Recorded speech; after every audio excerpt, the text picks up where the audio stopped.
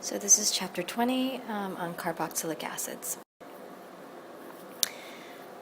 Functional group of carboxylic acids consists of C double bond O with OH bonded to the same carbon. The carbonyl group is written as COOH.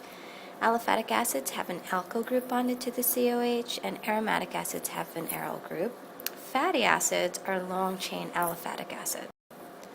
So many aliphatic acids have historical names. The positions of substitutions on the chain are labeled with Greek letters starting at the carbon attached to the carboxylic acid carbon. So here would be the carboxylic acid carbon, and then would be alpha beta, and it'll continue to go on in Greek letters as you go down the chain. So this would be alpha chloropropionic acid. This would be alpha beta gamma aminobutyric acid. This would be alpha beta methyl butyric acid. So in terms of naming it via IUPAC, you remove the final E of the alkyl name and then end oic acid, and the carbon of the carbonyl group is 1. So this would be methanolic acid, ethanolic acid. This will be 1, 2, 3. Propanoic acid, in which you have at the 2 position the cyclohexyl group. The longest chain is 1, 2, 3, 4, 5, so this is pentanoic acid. And at the 2 position, there's an acetyl group, so it's 2-acetyl pentanoic acid, and etc. You can go through the slides. So for unsaturated acids bearing double bonds, you take the final name, or the final E from the alkene name, and then add oic acid. And then you start numbering at the carboxyl group, and the location of the double bond is given. Stereochemistry specify, remember E or Z nomenclature. So here are examples. The longest chain here would be the 6-mer. So this would be, and the double bond is at the 3, so this would be hexenoic acid at the 3 position, and then at the 4 you have a methyl group, and then you have to figure out whether it's E or Z. It should be E because this is a bit bulkier substituent than this off of the double bond, so this is on opposite sides. Here you have 1, 2, 3 carbons, so it's propanoic acid, and then it's at the 2 position you have a double bond, so it's 2-propanoic acid, and at the 3 position you have a phenol. And so these are on opposite sides, so it's E, 3-phenyl-prop-2 enoic acid. Here, this is not necessarily an unsaturated acid. This is just looking at a cyclic molecule in which you have the carboxylic acid off of the cyclohexane. And so this would be carboxylic acid as the parent. This is, and then you'll have at the 1, 2, 3 position you have 3,3-dimethyl cyclohexane carboxylic acid. Aromatic acids are named as derivatives of benzoic acid. You have ortho-meta-para prefixes to specify the location of the second substituent. Numbers are used to specify locations where more than 2 substituents are present. So here's benzoic acid, para-aminobenzoic acid, ortho-hydroxybenzoic acid, paramethyl benzoic acid, and this would be alpha-naphthoic acid. Dicarboxylic acids, aliphatic diacids, are usually called by their common names using Greek letters beginning with the carbon next to the carboxyl group. For the IUPAC name, number the chain from the end closest to the substituent. So here are the diacid. The substituent is closer on this side, so you're going to number it alpha beta off of this. So it would be beta bromoadipic acid. This is diacid again. We're going to number it closest to here, so it would be alpha beta, so alpha methyl, beta phenyl, and this would be glutaric acid. Structure of the carboxyl group, it has an sp2 hybrid carbonyl carbon, and the atoms are planar with near trigonal bond angles. OH also lies in this plane, eclipsed with the C double bond O, so it's right eclipsing it. And the sp3 oxygen has a COH angle of 106. And these angles over here are slightly different from the 120 trigonal bond angles. So in terms of resonance structures, here's formic acid and it exhibits resonance. Your electrons from your oxygen can come into the bond, forming the double bond and then pushing the electrons out in resonance form. So you can have this overlap happening in which you have unshared electrons from the hydroxyl oxygen delocalizing its electrons and going into the system. So carboxylic acids boil at much higher temperatures than alcohols, ketones, aldehydes of similar molecular weight, and that's due to the fact that they exhibit hydrogen bonding. Aliphatic acids with more than 8 carbons are solids at room temperature. Double bonds, especially cis, lower the melting point.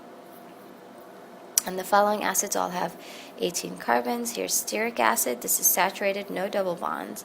Oleic acid has 1 cis double bond, and it really drops the melting point. Linoleic acid has 2, and that goes into -5 degrees. Solubility. Water solubility decreases with the length of the carbon chain. Acids with more than 10 carbon atoms are insoluble or nearly insoluble in water, and they're very soluble in alcohols, also soluble in relatively nonpolar solvents like chloroform, because hydrogen bonds of the dimer are not disrupted by the polar solvent. If we look at the acidity of carboxylic acids, right, they're acids in water, so they'll donate their protons, and so here would be the Ka and the pKa.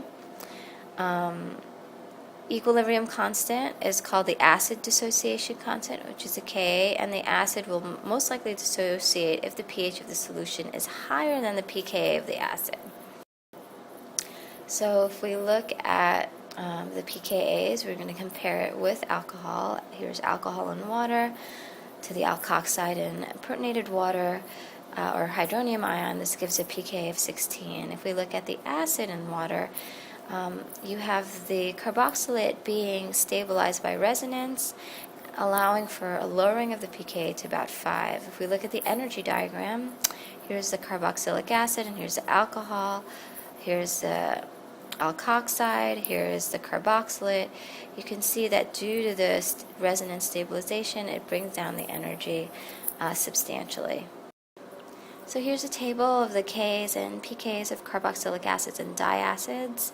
In general, the pKs range from about mid-3s to 5 pKa. When you get to diacids, you have 2 pKs because you have 2 acids to deprotonate. The first pKa1, ranges from about 4 to 1. Second, you're going to need is going to be slightly higher than the first pKa, and so those range from about 4 to 5. Acetate ion structure, so each oxygen atom bears half the negative charge. The delocalization of the negative charge over the 2 oxygen makes the acetate ion more stable than the alkoxide ion. And so if we look at the acetate ion structure, you see that that charge is delocalized equally across the 2 oxygens. If we look at substituent effects on acidity, as we add substituents, it becomes more acidic. So we're adding chloro groups from acetic acid, chloro, dichloro, or trichloroacetic acid. You're making the pKa, dropping the pKa, making it a stronger acid. Same thing with examples of longer acids in which you're looking at the substituent getting closer to the actual acid. So as you put the substituent closer to the acid, you get lower pKa's. In terms of aromatic carboxylic acids, as you add electron withdrawing groups, they enhance the acid strength, and electron donating groups decrease that acid strength. So effects are strongest for substituents and the ortho and the para position. So here, this is electron donating, so it's going to decrease the acid strength relative to benzoic acid, but as you're adding your electron withdrawing group, that's going to make it stronger. However, those at the positions of para and ortho will make it even stronger. If we look at the K's and pKa's for substituted carboxylic acids, you can see that as you're going from just an alkyl chain and adding your substituents, you're increasing the acid strength or decreasing the pKa. If we look at the deprotonation of carboxylic acids, you can use a hydroxide ion to completely deprotonate carboxylic acids to form the carboxylate salt. In terms of protonation of carboxylic acids, you can add a strong acid and to a carboxylate or to a salt, and that will generate the acid. The thing to note is that in aqueous solutions, an acid will be mostly dissociated if the pH is above the acid's pKa, and mostly undissociated if the pKa is below the acid's pKa. In terms of naming carboxylic acid salts, first you name the cation, then name the anion by replacing the ic acid with ate. So here's pentanoic acid. If you subject it to base, you're going to generate lithium, right, as the cation first, and then this, which would be, instead of ic acid, it's pentanoate. Here's butanoic acid and ammonia. This will make ammonium, right, that's the cation, butanoate. Properties of acid salts: usually solids with no odor. Carboxylic salts of sodium, potassium, lithium, and ammonium are soluble in water. Soap is the soluble sodium salt of long-chain fatty acids. Salts can be formed by reaction of an acid with sodium bicarbonate releasing CO2. If we look at hydrolysis of fats and oil, here's a fat or oil. You can add base, right, and that will hydrolyze, right, forming the fatty acid salt and glycerol. This reaction of adding base to acids or fats will generate, or it is also known as saponification, because you're generating soap. You can extract carboxylic acid. So carboxylic acid is more soluble in organic phase, but salt is more soluble in aqueous phase. Acid-base extractions can move the acid from ether phase into aqueous phase and back into ether phase, leaving impurities behind. So if we have, here's your an extraction containing your acid. You're going to react, your acid is now in ether phase, and then you're going to mix it with water. Then you remove that water phase, and then you add sodium hydroxide, which then puts it in the water phase. And then you remove the ether phase, right, because that's the other organics. And then you acidify with HCl, and then add more ether, and that way the pure carboxylic acid is in the ether phase. So there are some important acids. For example, acetic acid is in vinegar, and also other foods, and used in industrial as solvent, catalyst, and other reagents for synthesis. Fatty acids are from fats and oils. Benzoic acid is found in drugs and preservatives. Adipic acid is usually used to make nylon, 66, and phthalic acid is used to make polyesters. So synthesis review, you can oxidize primary alcohols and aldehydes with chromic acid to make the acid, the carboxylic acid that is. You can cleave an alkene with hot potassium permanganate. That produces carboxylic acid if there's a vinylic hydrogen present. Ozonolysis of alkynes can be used to make carboxylic acids. Alkyl benzenes are oxidized to benzoic acid using hot KMnO4 or hot chromic acid, as we've spoken in previous chapters. So this ends part 1 of this chapter.